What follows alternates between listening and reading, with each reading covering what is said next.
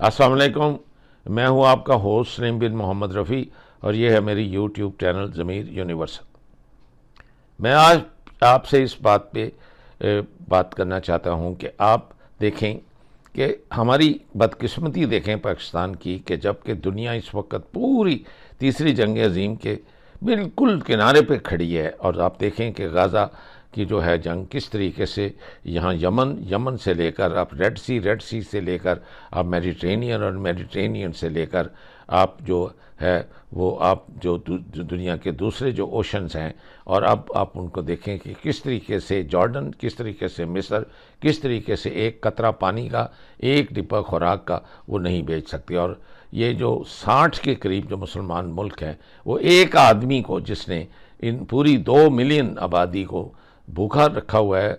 رمضان میں ان کے لیے نہ روزہ رکھنے کے لیے کچھ ہے، نہ روزہ کھولنے کے لیے کچھ ہے، تو آپ اپنے جہازوں پہ پردہ ڈال دو، اپنی آرمی کو برقعوں میں ڈال دو، ان کے ہاتھوں میں چوڑیاں پہنا دو اور ان کو اپنی بیرکس میں رکھو۔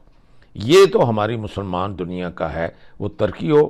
سعودی عربیہ ہو، UAE ہو، قطر ہو، بحرین ہو، ملیشیا ہو، انڈونیشیا ہو، پاکستان ہو، یہ سب کا ایک حال ہے۔ جب آپ کا ایمان ہی اتنا کمزور ہے، اور آپ دیکھیں کہ ایون وہاں جب بھوکے مرتے ہوئے بھی وہاں کوئی وقت ایسا نہیں ہوتا جہاں اذان نہیں ہو رہی ہے غزہ میں، اور آپ کا اپنا ایک یعنی وہ گھوڑا جو آپ پہلے ہی اس کے اوپر آپ سواری کر چکے ہیں، جو ہرے ہوئے کو آپ ہرا چکے ہیں، آپ کا اپنا ہی ایک پیٹی بھائی اس کی مدد کر کے ایک ٹیلی فون کال کے اوپر سارا پبلک مینڈیٹ کو بدل کے اس کو جتاتا ہے ہارے ہوئے کو،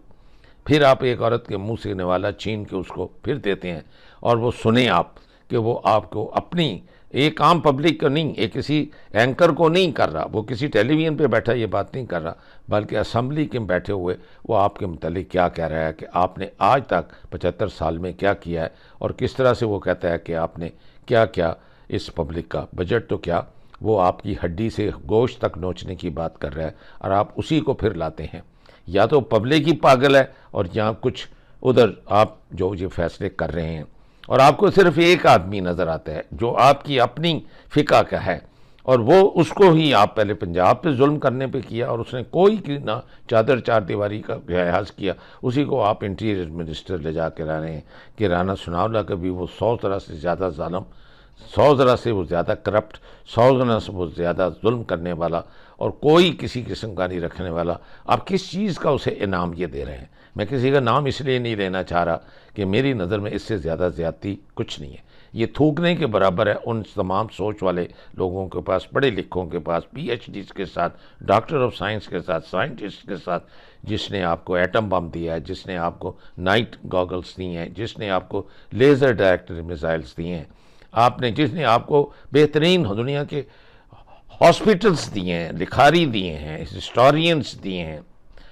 پوئٹ دیے ہیں۔ آپ کیا فائدہ ہے آپ کو یہاں علامہ اقبال کا؟ کیا فائدہ ہے آپ کو ایسے اسکالرز کا؟ کیا فائدہ ہے ان ولیوں کی اور ان نبیوں کی اور ان کی زمین جس کے یہاں شرائن یہاں موجود ہیں، کہ دیکھیں آپ نے اس کے ساتھ کیا کیا ہے،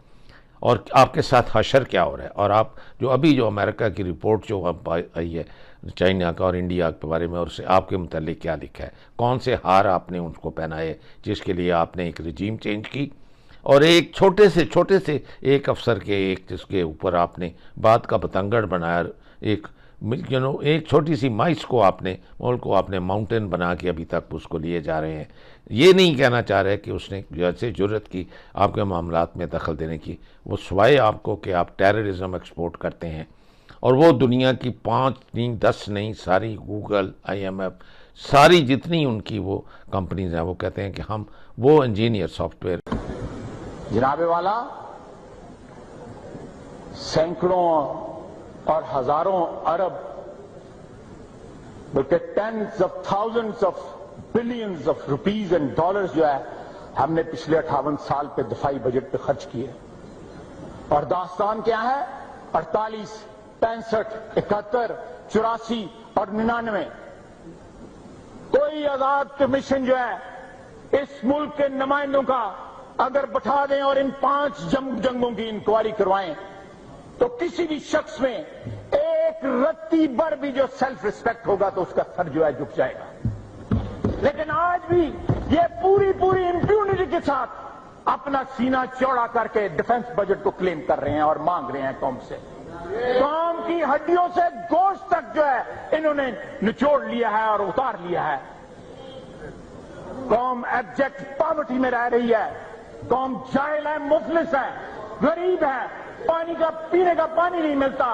अगर पीती है तो उसको गैस्ट्रोएंटाइटिस होता है, उसको हाइपेटाइटिस ए और बी और सी होता है। और जिस तरह मेरा भाई चौधरी मंजूर कह रहा था